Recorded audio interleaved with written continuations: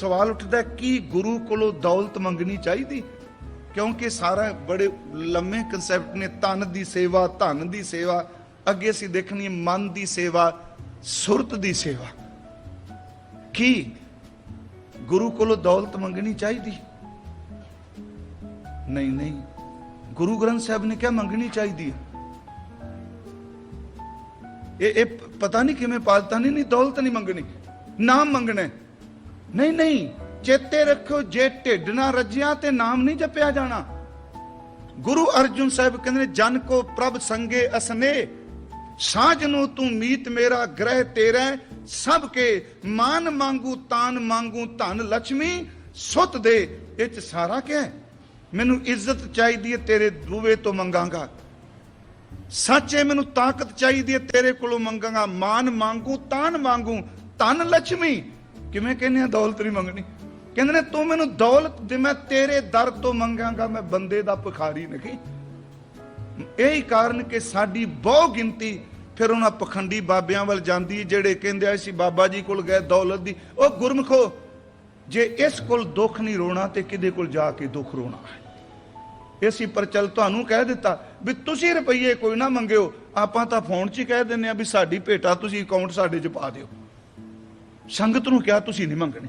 मैं एक बेनती करांगा, गुरु कहंदा है धन लक्ष्मी सुत दे। कबीर साहब ने क्या नहीं, मांगू काहे रंक सब देखूं, तुम ही ते मेरो निस्तार, जय दो नामा बिप सदामा, तिनको कृपा भई है अपार, कह कबीर तुम समरथ दाते, चार पदार्थ देत ना बार। गुरु साहब कोलों जे मंगना है, सुनियो मेरी बेनती ध्यान नाल, मान मांगू तान मांगू धन लक्ष्मी सुत दे। धन लक्ष्मी पर्यावाची, इवन के गुरु ग्रंथ साहब च तां जीवन साथी भी अरदास करके मंगे, घर की गेहन चंगी जन धन्ना लेवा मंगी। कहंदा वेखी एवें किते घर रोज डांग ही ना खड़कदी रहे। दोनों के विचार मिलने चाहिए। इनू थोड़ा जिहा समझिए। गुरु साहब ने गृहस्थी सिख पैदा किया जी, जे ये भगौड़े पैदा किते जोगी छड्डी बैठे माया। ते बटाले गुरु ने कहा सी, बाबा आखे भंगर नाथ तेरी माऊ कुचज्जी आई, तू इन्हां गृहस्थियां दी दौलत नूं निंदना है, तेरी मां दी बुद्धि मत भ्रिष्ट गई होए अतीत गृहस्थ तज फिर उन्हों के घर मंगण जाई। जे गृहस्थी इन्ने माड़े इन्हां दे बूहे अगे खलो के मंगदे क्यों? बस मैं एक उदाहरण देंगा, बड़ी सौखी जी साखी रूप। मान मांगू तान मांगू धन लक्ष्मी सुत दे। सुत दा अर्थ संतान पुत्र, देह दा अर्थ देना नहीं। उत्थे जिहड़ा पाठ है दद्दे नूं ला हाहा मुक्ता है, ओदा मतलब है मेरी बॉडी नूं जदों बीमारी लग गई ना, मैं दे अरोगता भी तेरे तो मंगनी है। गुरु साहब ने शब्द वरत्या। एक उदाहरण मैं आप जी नूं दे देना, धन नाल की मंगी होर जिहड़ी गल असली है। गुरु अमरदास महाराज तीर्थां ते गए, आप सब नूं पता है। रस्ते विच उन्हां नूं एक पंडित मिलिया सी दुर्गो, ते ओह की करदा सी, उन्हें एक सरां टाइप धर्मशाला बनाई सी। जिन्ने यात्री जाते सन उन्हां नूं रहण बसेरा देना, प्रसाद पानी छकाना, ते यात्री अपने कोलों कुछ ना कुछ तुच्छ मात्र भेटा उन्होंने दे जाते सन। गुरु अमरदास गए ते महाराज जी दे उदों गुरु अंगद साहब के चरणों च नहीं आए, सतगुरु विश्राम कर रहे सन। बाबा अमरदास जी उन्हें महाराज जी के चरण ते हाथ देखे। बंदा माहर सी, ज्ञानी सी। आ झोला छाप ज्योतिष नहीं ਜਿਹੜੇ अजकल टीवी ते भी बैठे होंगे एवें पखंड परपंच साडे बंदे पिछे तुरे फिरदे आ। कोई जुत्ती ओहो जी पाई फिरदा है, अज उन्हें कहता चिट्टियां जराबां पाई, चिट्टी जुत्ती पाई। वो पाउण करके पुछदा कमीज किहड़ी पावां। जे इन्ने सियाणे सन उदों नहीं पता लगा भी अपने अपनी दौलत सांभो, रात नूं नोटबंदी हो जानी। वो समझण वाली गल है। बंदा भरम च पा दिता ना, भुलेखे च पा दिता गया बंदा। पर वह बंदा सियाणा सी। ये विद्या एक विज्ञान है। तुसीं आ देखदे हो आ रोखे जदों कटदे हो, चलो सब नूं पता वो लकड़ ते धारियां बणियां हुंदियां ने गोल। आम बंदे नूं पुछो भी ये की है, उन्होंने नहीं पता। 100 साल 200 साल का रुख ਸਾਇੰਸ ਕਹਿੰਦੀ ਹੈ ਜਿੰਨੀਆਂ ਧਾਰੀਆਂ ਬਣੀਆਂ ਨੇ ਦੱਸਦਾ ਵੀ ਇਹ ਸਾਲ ਮੌਸਮ ਕਿਹੋ ਜਿਹਾ ਸੀ। ਤੁਸੀਂ ਦੇਖੋ ਕਿ ਜਿੰਨੇ ਬਲੀਕ ਵ੍ਰਿਤਾਕਾਰ ਧਾਰੀਆਂ ਨੇ ਉਹ ਮੌਸਮ ਦੀਆਂ ਸੂਚਨਾ ਦਿੰਦੀਆਂ ਨੇ। ਉਹ ਸੂਝਵਾਨ ਸੀ, ਉਹਨੇ ਮਹਾਰਾਜ ਜੀ ਦੇ ਪਦਮ ਦੇਖ ਲਿਆ। ਗੁਰੂ ਗ੍ਰੰਥ ਸਾਹਿਬ ਚ ਆਇਆ ਹੈ ਕਿ ਗੁਰੂ ਅਮਰਦਾਸ ਦੇ ਹੱਥ ਵਿੱਚ ਪਦਮ ਸੀ। ਲੋਕ ਚਰਨਾਂ ਚ ਕਹਿੰਦੇ ਨੇ, ਪਰ ਭੱਟ ਜਿਨ੍ਹਾਂ ਨੇ ਦੇਖਿਆ ਉਹ ਕਹਿੰਦੇ ਨੇ ਬਾਰਜ ਕਰ ਦਾਹਣੈ ਸਿੱਧ ਸਨਮੁਖ ਮੁਖ ਜੋ ਹੈ। ਬਾਰਜ ਕਰ ਦਾਹਣੈ, ਬਾਰਜ ਮੀਨਸ ਪਦਮ। ਤੁਸੀਂ ਕਿਸੇ ਟੀਕਾਕਾਰ ਨੂੰ ਪੜੋ, ਉਹ ਕਹਿੰਦੇ ਨੇ ਗੁਰੂ ਅਮਰਦਾਸ ਦੇ ਸੱਦੇ ਹੱਥ ਵਿੱਚ ਪਦਮ ਦੀ ਰੇਖਾ ਸੀ। ਬਾਰਜ ਕਰ ਦਾਹਣੈ ਸਿੱਧ ਸਨਮੁਖ ਮੁਖ ਜੋ ਹੈ। ਸਿੱਧੀਆਂ ਗੁਰੂ ਅਮਰਦਾਸ ਦਾ ਮੂੰਹ ਦੇਖਦੀਆਂ ਨੇ। ਇੱਕ ਵਾਰੀ ਬੋਲੋ ਤਾਂ ਸਹੀ। ਰਿੱਧ ਬਸੈ ਬਾਵਾਂਗ, ਰਿੱਧੀਆਂ ਉਹਨਾਂ ਦੇ ਖੱਬੇ ਹੱਥ ਵਿੱਚ ਨੇ। ਜੋ ਤੀਨ ਲੋਕਾਂਤਰ ਮੁਖ ਹੈ, ਰਿੱਧੀਆਂ ਸਿੱਧੀਆਂ ਗੁਰੂ ਅਮਰਦਾਸ ਦੇ ਚਰਨਾਂ ਦੀਆਂ ਦਾਸੀਆਂ ਨੇ। ਬਾਬਾ ਜੀ ਉਹਦੇ ਵੱਲ ਦੇਖਦੇ ਵੀ ਨਹੀਂ। ਹੁਣ ਇਹਦਾ ਅਰਥ ਇਹ ਨਹੀਂ ਕਰਨਾ ਵੀ ਰਿੱਧੀਆਂ ਸਿੱਧੀਆਂ ਨਹੀਂ। ਰਿੱਧ ਸਿੱਧ ਅਵਰਾ ਸਾਧ, ਇਹਦੇ ਚ ਨਾਮ ਦਾ ਸਵਾਦ ਨਹੀਂ, ਇਹਦੇ ਚ ਚਮਤਕਾਰਾਂ ਦਾ ਸਵਾਦ ਹੈ। ਨਾਮ ਦਾ ਸਵਾਦ ਬਹੁਤ ਉੱਪਰ ਹੈ। ਪੰਡਿਤ ਦੁਰਗੋ ਨੇ ਮਹਾਰਾਜ ਜੀ ਜਦੋਂ ਉੱਠੇ, ਉਹਨਾਂ ਨੇ ਸੇਵਾ ਕੀਤੀ ਸੀ। ਪੰਡਿਤ ਨੇ, ਮੈਂ ਗੱਲ ਮੁਕਾਵਾਂ, ਗੁਰੂ ਸਾਹਿਬ ਆਪਣੇ ਕੋਲ ਉਹਨੂੰ ਦੌਲਤ ਦੇਣ ਲੱਗੇ ਵੀ ਤੂੰ ਸੇਵਾ ਕੀਤੀ, ਤੇਰੀ ਇਹ ਦੌਲਤ। ਉਹ ਕਹਿੰਦਾ ਮਹਾਰਾਜ ਮੈਂ ਗੱਲ ਦੱਸਾਂ। ਸਾਹਿਬ ਕਹਿੰਦੇ ਦੱਸ। ਕਹਿੰਦਾ ਮੇਰੀ ਵਿਦਿਆ ਮੁਤਾਬਕ ਇਹ ਨਹੀਂ ਪਤਾ ਕਦੋਂ, ਪਰ ਇਸ ਜਨਮ ਚ ਜਾਂ ਤੁਸੀਂ ਚੱਕਰਵਰਤੀ ਸਮਰਾਟ ਬਣੋਗੇ ਜਾਂ ਰੂਹਾਨੀਅਤ ਦੀ ਬਹੁਤ ਉੱਚੀ ਪਦਵੀ ਤੇ ਬੈਠੋਗੇ ਜਿੱਥੇ ਚੱਕਰਵਰਤੀ ਸਮਰਾਟ ਝੁਕਣਗੇ। ਇੱਥੇ ਮੈਂ ਕਨਫਰਮ ਨਹੀਂ ਕਿ ਦੋਨਾਂ ਚੋਂ ਕੀ ਹੋਵੇਗਾ, ਪਰ ਇੱਕ ਕਨਫਰਮ ਹੈ ਇਸ ਜਨਮ ਵਿੱਚ ਹੋਵੇਗਾ। ਮਹਾਰਾਜ ਹੱਸ ਪਏ, ਕਹਿਣ ਲੱਗੇ ਸੀ ਤਾਂ ਫੇਰੀ ਲਾ ਕੇ ਕੱਪੜੇ ਵੇਚ ਕੇ ਗੁਜ਼ਾਰਾ ਕਰਨੇ ਆ ਮਹਾਰਾਜ, ਦੁਕਾਨ ਹੀ ਨਿੱਕੀ ਸਾਡੀ। ਕਹਿੰਦਾ ਪਰ ਠੀਕ ਹੈ, ਮੈਂ ਜੋ ਪੜ੍ਹਿਆ ਹੈ ਮੇਰੇ ਮੁਤਾਬਕ। ਗੁਰੂ ਸਾਹਿਬ ਘੱਸ ਕੇ ਕਹਿੰਦੇ ਛੱਡ ਪਰਾਂ, ਤੂੰ ਆ ਫੜ ਜਿੰਨੀ ਸੇਵਾ ਕਰਨਾ। ਉਹ ਸਿਆਣਾ ਸੀ, ਕਹਿੰਦਾ ਵੀ ਵਾਅਦਾ ਕੀਤਾ ਅੱਜ ਮੈਂ ਕੁਛ ਨਹੀਂ ਲੈਣਾ, ਜਿੱਦਣ ਤੁਸੀਂ ਇਸ ਰੁਤਬੇ ਤੇ ਪਹੁੰਚੋਗੇ ਉਦਣ ਮੈਂ ਮੰਗਣ ਜ਼ਰੂਰ ਆਵਾਂਗਾ। ਸਮਾਂ ਲੰਘਿਆ, ਗੱਲ ਭੁੱਲ ਭੱਲ ਗਈ। ਜਦੋਂ ਸਤਿਗੁਰੂ 12 ਸਾਲ ਦੀ ਸੇਵਾ ਤੋਂ ਬਾਅਦ ਫਿਰ ਤੀਰਥਾਂ ਤੇ ਗਏ, ਮਹਾਰਾਜ ਦੁਬਾਰਾ ਤੀਰਥਾਂ ਤੇ ਗਏ ਤੇ ਗੁਰੂ ਗ੍ਰੰਥ ਸਾਹਿਬ ਵਿੱਚ ਇੱਕ ਸ਼ਬਦ ਹੈ ਤੁਖਾਰੀ ਰਾਗ 'ਚ, ਇੱਕ ਇੱਕ ਸਟੈਪ ਦੱਸਿਆ। ਮਹਾਰਾਜ ਕੁਲਖੇਤ ਗਏ, ਮਹਾਰਾਜ ਜਮਨ ਗਏ, ਸਾਰੇ ਉਹ 'ਚ ਤੀਰਥ ਉਦਮ ਸਤਿਗੁਰ ਕੀਆ ਸਭ ਲੋਕ ਉਦਰਨ। ਅਰਥਾ ਲੋਕਾਂ ਦੇ ਭਲੇ ਲਈ ਗਏ, ਨਾ ਕਿ ਤੀਰਥ ਨਾਉਣ ਲਈ ਗਏ। ਵੀ ਲੋਕਾਂ ਦੇ ਭਲੇ ਲਈ, ਗੁਰੂ ਤਾਂ ਖੁਦ ਤੀਰਥ ਹੈ। ਗੁਰ ਸਮਾਨ ਤੀਰਥ ਨਹੀਂ ਕੋਈ। ਜਦੋਂ ਗੁਰੂ ਸਾਹਿਬ ਗਏ, ਰਸਤੇ 'ਚ ਪੰਡਿਤ ਦੁਰਗੋ ਦਾ ਟਿਕਾਣਾ ਆਇਆ। ਹੁਣ ਉਹ ਇੰਨੀ ਸੰਗਤ ਮਹਾਰਾਜ ਜੀ ਦੇ ਨਾਲ, ਉਹ ਪੁੱਛਦਾ ਵੀ ਕੌਣ ਆਏ, ਤੇ ਦੁਰਗੋ ਵੀ ਬਜ਼ੁਰਗ ਹੋ ਚੁੱਕਾ ਸੀ। ਉਹਨਾਂ ਕਿਹਾ ਗੁਰੂ ਨਾਨਕ ਸਾਹਿਬ ਜੀ ਦੇ ਪਵਿੱਤਰ ਤਖਤ ਦੇ ਵਾਰਿਸ ਗੁਰੂ ਅਮਰਦਾਸ ਆਏ ਨੇ। ਗੁਰੂ ਗ੍ਰੰਥ ਸਾਹਿਬ ਜੀ ਦੇ ਮੁਤਾਬਕ ਕਿ ਗੁਰੂ ਅਮਰਦਾਸ ਦਾ ਫੇਸ, ਉਹਨਾਂ ਦੇ ਚਿਹਰੇ ਨੂੰ ਜਦੋਂ ਕੋਈ ਧਿਆਨ ਨਾਲ ਦੇਖਦਾ ਸੀ ਨਾ, ਉਹਨਾਂ ਦੇ ਚਿਹਰੇ ਵਿੱਚੋਂ ਗੁਰੂ ਨਾਨਕ ਦਾ ਮੱਥਾ ਦਿਸਦਾ ਸੀ। ਸੋ ਟਿੱਕਾ ਸੋ ਬਹਿਣਾ ਸੋਈ ਦੀਵਾਨ, ਪਿਓ ਦਾਦੇ ਜੇ ਵਿਆਹ ਪੋਤਾ ਪਰਵਾਨ। ਮੱਥਾ ਬਹਿਣਾ ਤਖਤ। ਪੰਡਿਤ ਦੁਰਗੋ ਨੇ ਦੇਖਿਆ ਨੀਝ ਲਾ ਕੇ।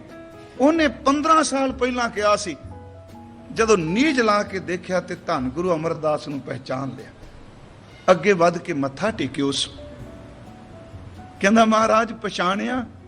ਗੁਰੂ ਅਮਰਦਾਸ ਕਹਿੰਦੇ ਇਕੱਲਾ ਪਛਾਣਿਆ ਨਹੀਂ, ਸਾਨੂੰ ਯਾਦ ਹੈ ਤੈਨੂੰ ਬਚਨ ਦਿੱਤਾ ਸੀ ਕੋਈ। ਕਹਿੰਦੇ ਹੁਣ ਬੋਲ, ਤੇਰਾ ਬਚਨ, ਤੇਰੀ ਵਿਦਿਆ ਸੱਚ ਨਿਕਲੀ। ਅੱਜ ਸਾਡੇ ਕੋਲ, ਉਦਣ ਸਿਰਫ ਜੇਬ 'ਚ ਇੱਕ ਪੋਟਲੀ ਸੀ ਪੈਸਿਆਂ ਦੀ, ਥੈਲੀ ਸੀ ਨਿੱਕੀ ਜੀ। ਅੱਜ ਸਾਡੇ ਕੋਲ ਗੁਰੂ ਨਾਨਕ ਸਾਹਿਬ ਦੇ ਘਰ ਦੀਆਂ ਚਾਬੀਆਂ ਨੇ। ਰੂਹਾਨੀਅਤ ਦਾ ਖਜ਼ਾਨਾ ਹੈ ਸਾਡੇ ਕੋਲ। ਇਹ ਤਰਸ ਕਰਕੇ ਦਿੱਤਾ ਹੈ। ਦੌਲਤ ਮੰਗੇਗਾ ਦੌਲਤ ਵੀ ਦਿਆਂਗੇ, ਜੇ ਨਾਮ ਮੰਗੇਗਾ ਤੇ ਨਾਮ ਵੀ ਦਿਆਂਗੇ। ਉਹ ਚੁੱਪ ਕਰ ਗਿਆ। ਮਹਾਰਾਜ ਕਹਿੰਦੇ ਨੇ ਮੰਗ। ਉਹਨੇ ਫਿਰ ਅੱਗੋਂ ਜਿਹੜੀ ਬੇਨਤੀ ਕੀਤੀ, ਕਹਿੰਦਾ ਮਹਾਰਾਜ ਮੈਂ ਦੁਬਦਾ 'ਚ ਪੈ ਗਿਆ ਅੱਜ। ਸਤਿਗੁਰੂ ਕਹਿੰਦੇ ਨੇ ਕਿਉਂ? ਆਹ ਸਿੱਖ ਨੂੰ ਦਾਤ ਦਿੱਤੀ। ਕਹਿੰਦਾ ਜੇ ਮੈਂ ਦੌਲਤ ਮੰਗਣਾ ਤੇ ਸਾਈਂ ਦੇ ਘਰ ਵਿੱਚ ਨਾਮ ਤੋਂ ਬਿਨਾ ਢੋਈ ਨਹੀਂ ਮਿਲਣੀ, ਨਾਮ ਤੋਂ ਬਿਨਾ ਧਾਮ ਹੀ ਨਹੀਂ ਮਿਲਣਾ। ਜੇ ਮੈਂ ਨਾਮ ਮੰਗਣਾ ਤੇ ਦੌਲਤ ਤੋਂ ਬਿਨਾ ਪਰਿਵਾਰ ਦਾ ਗੁਜ਼ਾਰਾ ਕੋਈ ਨਹੀਂ। ਮੈਨੂੰ ਸਮਝ ਨਹੀਂ ਪੈਂਦੀ ਮੈਂ ਕੀ ਮੰਗਾ। गुरु अमरदास हस के कहन लगे, तेनू दोनों दित्तियां, जिन्नी देर तक जिएगा रुपये की कमी नहीं, जिन्ना रुपया वधी जाए उन्ना रज के नाम जपी, धन नाल लोक भी सुख मिलेगा, सेवा करेगा ते बंदगी विच परलोक भी सुख मिलेगा। महाराज कहते दोवें दिते। इस करके मैं बेनती की कि गुरु घर विच धन विच निर्लेपता दसी गई, ये नहीं कहा भी धन नहीं चाहिए, क्योंकि जिदन हजूर दे बचन ने कवि संतोख सिंह ने लिखे आ, महाराज कहते हैं दस की, वो कहता नाम देहे धन देह ना जन को, धन विहीन जन जग ना सुहाए। अर्थ सौखे ने जी, ब्रिज भाषा जी, हिंदवी समझ पै जानी। नाम देहे धन देह ना जन को, धन विहीन जन जग ना सहाय। जो धन देवें नाम ना देवें, नाम बिना जन जमपुर जाए। नाम तो बिना जमा दे घर नूं तुम पै कही नहीं बने आवे, ज्यों भावे त्यों बनत बनाए। अगे कहते ने महाराज गुरु अमरदास तेजो को नंदन दोनों निर्मल पंथ चलाए। दोनों निर्मल पंथ की, जब लग जीवो धन बहु पावो, सिमरो सत नाम लिव लावो, पुन दान कै लोक सदैख है, अंत काल जम न दर्शैख। बेनती है जी दोनों पक्ष ने गुरबाणी च सिद्धी जे को उदाहरण दें। असी पंजाब दे लोग जां पंजाबी च कहने आ फलाने दी गुड्डी बड़ी उच्ची जे। गुरमुखो जे गुड्डी उच्ची लिजानी है ना ते डोर भी पिन्ना वड्डा लेके आयो। जिन्नी लंबी डोर होवेगी उन्नी गुड्डी उच्ची जाएगी, जिन्नी तेरे कोल बंदगी ते नेम दी डोर होवेगी जीवन दी गुड्डी भी उच्ची जाएगी। गुरु साहब बख्शिश करदे आ, धन दी सेवा स्वीकारी है। फिर दूजी गल, चलो असी गुरुद्वारे सेवा की, एक मैं बेनती करांगा कि धन दी सेवा किसी भी लोड़वंद दी तुसी कर दोगे ना, सच एवे गुरु घर में स्वीकार होगी, शर्त ओदी प्रदर्शनी ना लाई जाए। असी सारे बैठे हैं, मैं एक बार पंजाब च भी कहा, मेरियां बेटियां ने तुहाडियां बेटियां ने, कि असी अपनी बेटी दी फोटो कदी चुरस्ते च ला के तैयार होवांगे भी दमाद ते बेटी दी फोटो होवे? कितनी भैड़ी गल है। एक लोड़वंद दी बेटी दी शादी कीती ते साल भर ओदी फोटो चुरस्ते च ला के कलैक्शन करी जाने, मैं गरीब लड़कियां दी सेवा करना। जे तेरी बेटी दी चुरस्ते विच फोटो लगी होवे फिर की महसूस करेगा? गुरु ने कहा ना, सेवा कर, लोड़वंद दी बेटी दी कर, बीमार दी कर, किसे दी कर। हालांकि पूरे दुख नूं मैं तुसी कोई नहीं कर सकते, जिन्नी को सेवा की जाती है परमात्मा ने धन दिता है, ओदी सेवा कर। ते एक काम करी, सेवा करके उन्होंने चितारी ना। इसे करके लफ्ज परोपकार नहीं वरत्या, सेवा वरत्या। सेवा का मतलब फर्ज, परोपकार विच भी किते थोड़ी जी खो आ जाती, मैं तेरा कीता। गुरु घर विच धन दी सेवा, धन दी सेवा। तीसरा शब्द वरतांगा मन दी सेवा। मन दी सेवा बड़ी वड्डी है। मन दी सेवा की है? मन दी सेवा एक तां अपने अंदर नूं शब्द दी कमाई विच ला देना। शब्द नूं कमाना बड़ी वड्डी सेवा जे।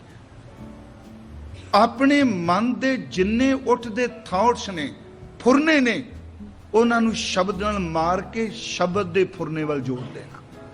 ये बड़ी वड्डी सेवा है। गुरु साहब कहते ने अपने मन करके तू शब्द दी कमाई कर, बाणी पढ़। ये मन लई ये चितवना भी सेवा है जी। कई सज्जन नहीं सेवा कर सकते, वो फुरने करके सेवा कर जाते हैं। फुरने करके सेवा हुंदी है जी। तुसी ख्याल पैदा करो।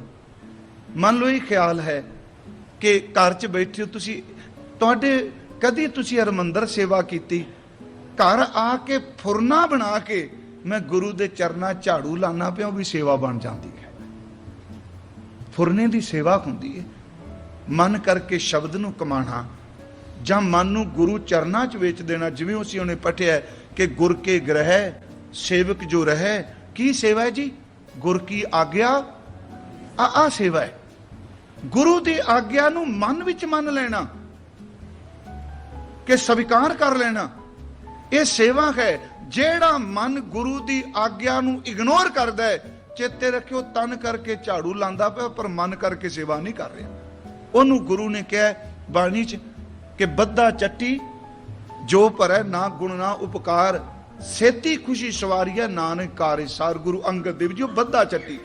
ਮਹਾਰਾਜ ਕਹਿੰਦੇ ਆ ਗੁਰ ਕੇ ਗ੍ਰਹਿ ਸੇਵਕ ਜੋ ਰਹੇ, ਗੁਰ ਕੀ ਆਗਿਆ ਮਨ ਮੈਂ ਸਹਿ।